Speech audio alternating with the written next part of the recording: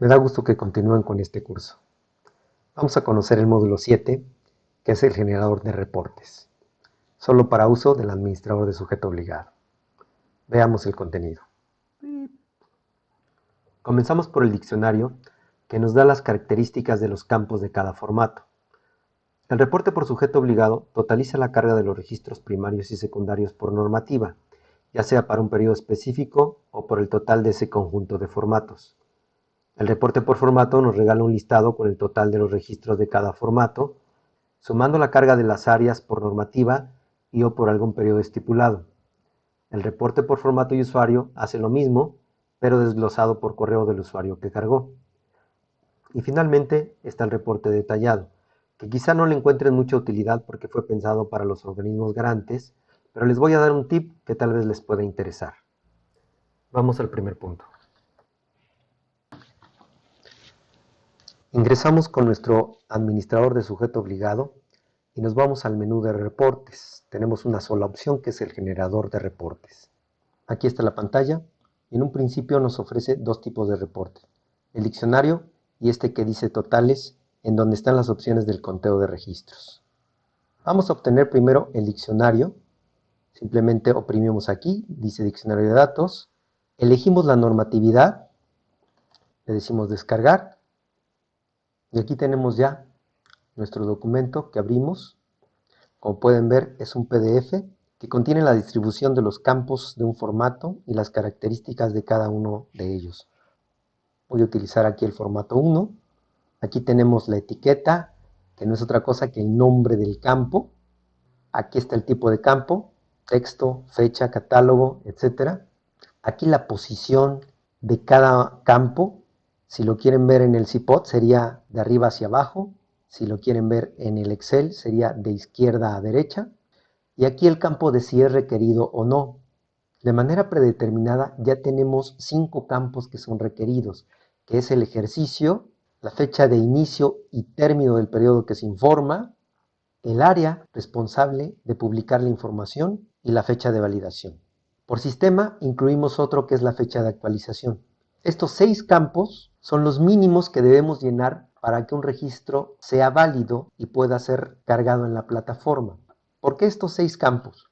Porque hay ocasiones en que yo solamente debo informar que en ese periodo no se generó información en el formato. Por ejemplo, las recomendaciones de derechos humanos. Lo único que tengo que hacer es llenar el ejercicio, las fechas del periodo que se informa, el área que está informando, la de validación y la de actualización. Y ya después lo único que tengo que describir en la nota es la razón o el motivo por el cual no se generó información de ese formato en el periodo que estoy informando. Los demás campos no son requeridos en este momento. Finalmente tengo las propiedades del campo. Comienza por decirnos la longitud y lo que puedo capturar ahí. Por ejemplo, este es un alfanumérico que recibe caracteres especiales.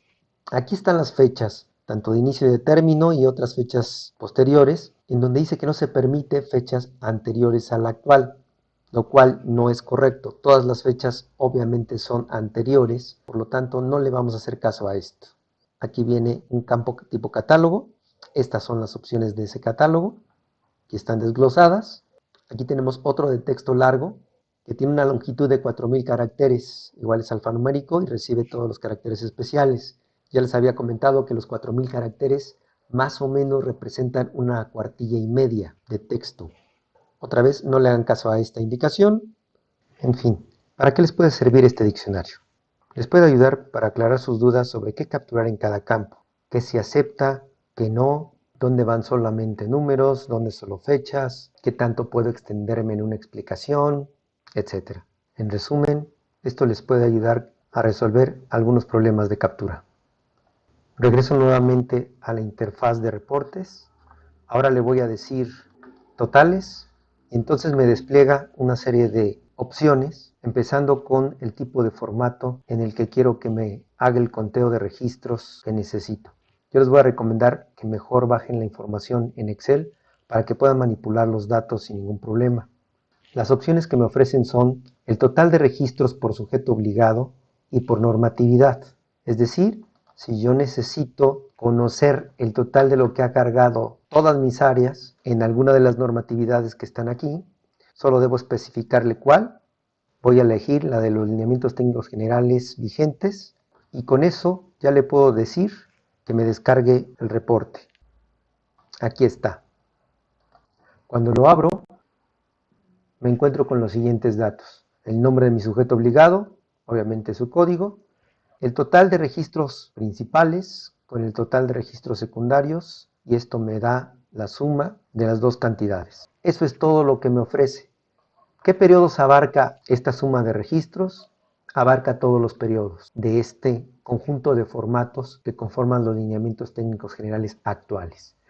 Pero ¿qué pasa si yo quiero que me dé el total de registros cargados, pero ahora de un ejercicio o de un periodo en particular? Aquí tengo que señalar de qué formatos quiero el reporte, si de los que son de actualización mensual, trimestral, semestral, etcétera, para que el sistema pueda contabilizar los registros de este grupo de formatos. Pero ¿por qué me solicita esta especificación? Por dos razones. Porque no puedo revolver un periodo con otro. Es decir, si yo requiero las cifras de un trimestre, los formatos mensuales, semestrales o anuales tienen capturadas las fechas de inicio y término del periodo de manera distinta a las de un trimestre. Por tanto, el sistema no puede mezclar los periodos porque comprenden diferentes paquetes de carga.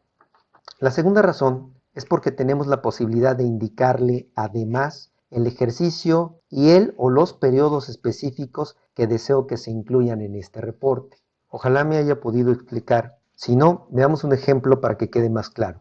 Vamos a pedirle que nos dé el total de los formatos trimestrales. Con esta indicación, lo único que les pedimos es que descargue y ya tenemos el total de registros de los formatos trimestrales, solo de los formatos trimestrales. ¿Qué periodos abarca? Todos, desde el 2018 a la fecha. Esto es lo que se ha cargado en esos formatos de actualización trimestral. Pero si yo además quiero que me muestre la carga de un ejercicio, le doy aquí un clic y entonces puedo elegir el ejercicio, quizá el 2019. Ahora le especifico que quiero todos los periodos de ese año. Le doy descarga, abro mi archivo y el reporte que obtengo es un desglose de cada uno de los trimestres del 2019. Aquí está el total de ese ejercicio. Comparemos las cifras de estos reportes. Aquí tengo el total de registros cargados en la normatividad 2018 en adelante para todos los formatos y todos los periodos. Son 2.236.000 registros. En este reporte tengo el total de registros cargados en la misma normatividad y en todos los periodos de 2018 a la fecha, pero solo para los formatos trimestrales. Son 2.217.000. Y en este tengo las cifras para los mismos formatos trimestrales, solo en el ejercicio 2019. Son 2.177.000. Para los demás reportes se aplican las mismas instrucciones. Ahora voy a obtener un reporte trimestral de carga por formato. Doy un clic aquí, especifico nuevamente la normatividad, los formatos trimestrales, con periodo que se informa.